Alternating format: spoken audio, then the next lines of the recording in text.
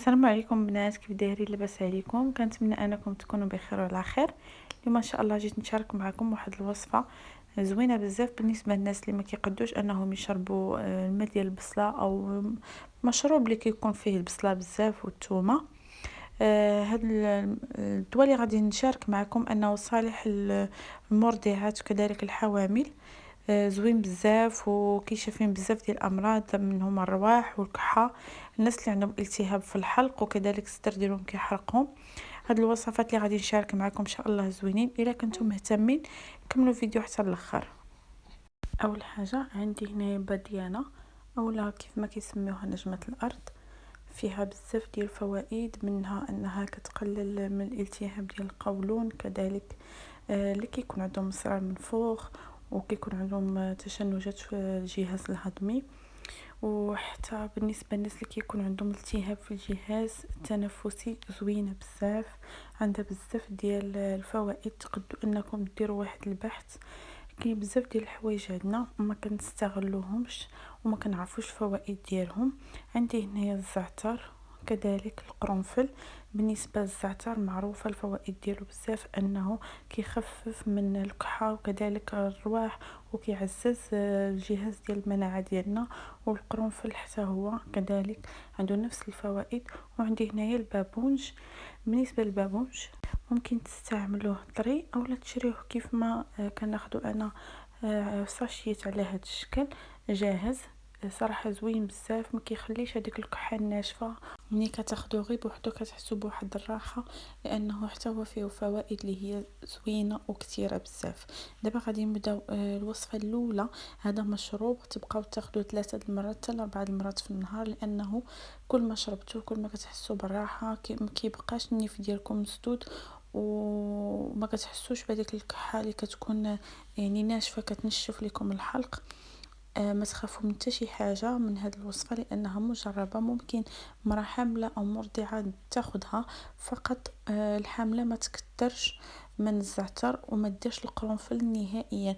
ممكن انها تستعمله ولكن دير 2 حبات يعني في النهار كامل، ما تفوتش 2 ديال الحبات. ولكن الا كانت غادي تشرب هذا المشروب 3 مرات او 4 في النهار، لا، من الاحسن انه دير مره واحده والباقي المرات دير جميع المكونات من غير القرنفل. كما شفتوا غناخذ شويه ديال الزعتر، حبه واحده من باديانه وساشي ديال البابونج و2 حبات ديال القرنفل. وتقدروا تزيدوا عليها ملعقه واحده ديال العسل الا بغيتوه.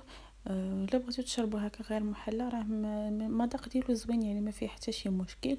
ودابا غادي ندوزو للوصفه الثانيه اللي ضروريه، وحاولوا انكم تركزوا لان هذه انا نفعتني شخصيا. كنت مريضه وممنوع ليا نشرب حتى شي دواء، يعني ممنوع نهائيا ناخذ حتى شي دواء، ما حتى شي حاجه. وتخنقت ومبقيتش كنشم، مشى ليا الذوق. وهذه الوصفه هي اللي نفعتني.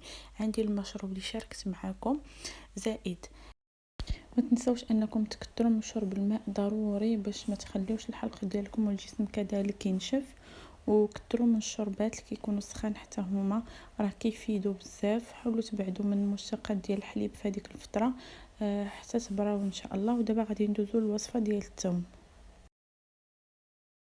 كما كتشوفوا عندي الثومه البلديه والمشروب. غادي نشارك معكم واحد البخار اللي زوين بزاف بالنسبه للناس اللي ممنوع اليوم انهم يستعملوا مثلا بحال الاوتريفين او شي حاجه من دوك الرشاشات ديال الانف. هذا البخار غادي نعطيه لكم رائع.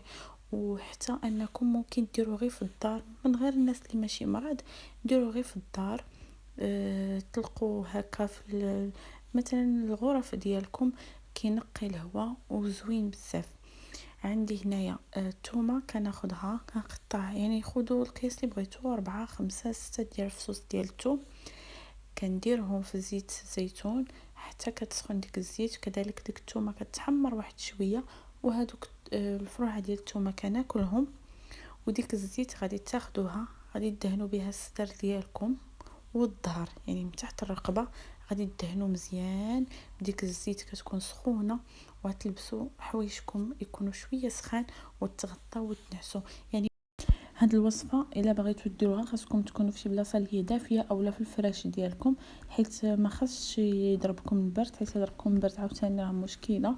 غادي يزيد مرض على مرض. من الاحسن انكم تسخنوا الزيت، توجدوا كل شيء حداكم وطبقوا هذه الوصفه كما وريتكم.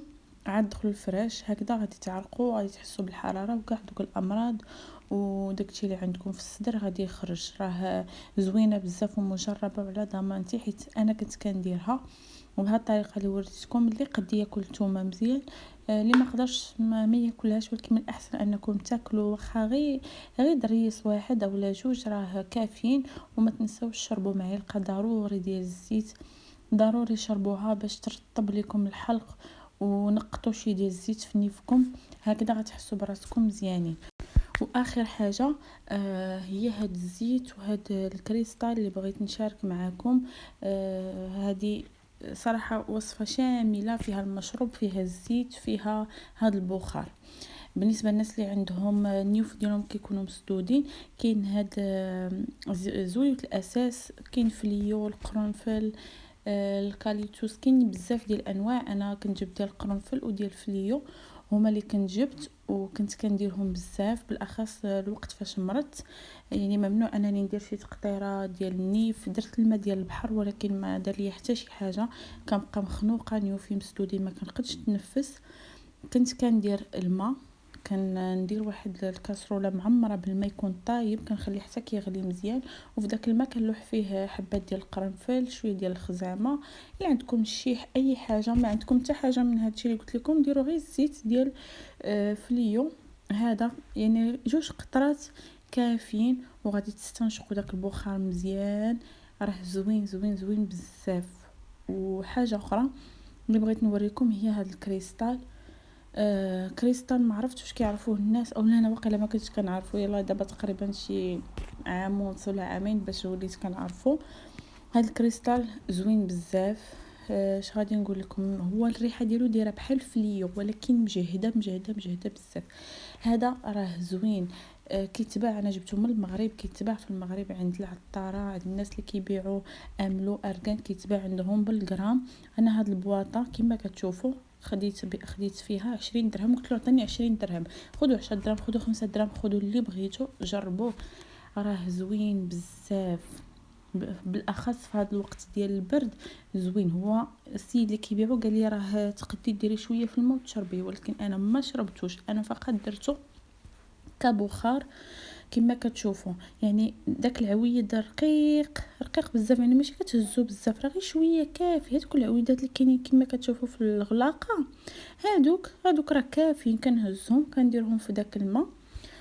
وغادي نوصيكم حاولوا انكم ما تحلوش عينيكم، الا حليتوا عينيكم غادي يحرقوكم بزاف. يعني ملي ديروا البخار حلوا الفم ديالكم ودخلوا الهواء بالفم وخرجوه من النيف، هكذا في البلاصه غادي تسرحوا نيوفكم، يعني في البلاصه. وهاد الهضره اللي كنقول على ضمانتي، وجربوها. الا ما نجحتش معكم دخلوا كتبوا في لي كومونتير اللي بغيتو. انا كنتحمل مسؤوليتي في هاد الهضره اللي كنقول لكم على الكريستال. شريوه راه زوين وكينفع. وممكن انكم ديروا حتى بخار في الدار، مثلا ديروا الماء يكون غليان وتلوحوا شويه وتخليوه هكا في الدار، كيعقم الجو، كيخلي ديك الريحه زوينه ديال الفليو. وبالاخص حنا دابا في هذا الجو ديال البرد وكاينين الامراض بزاف، بحال هاد الحوايج كينفعوا. صافي هادشي اللي كاين بالنسبه للوصفات اللي شاركت معكم اليوم، هما المشروب والبخار، وكذلك الوصفه ديال الثوم راه زوينه بزاف. وصلنا لاخر فيديو، كنتمنى انكم تكونوا استفدتوا من النصائح اللي عطيتكم، وكنتمنى الشفاء للجميع. واي تساؤل مرحبا بكم في لي كومونتير، ان شاء الله نجاوبكم. مسلامه عليكم، الى فيديو جديد ان شاء الله.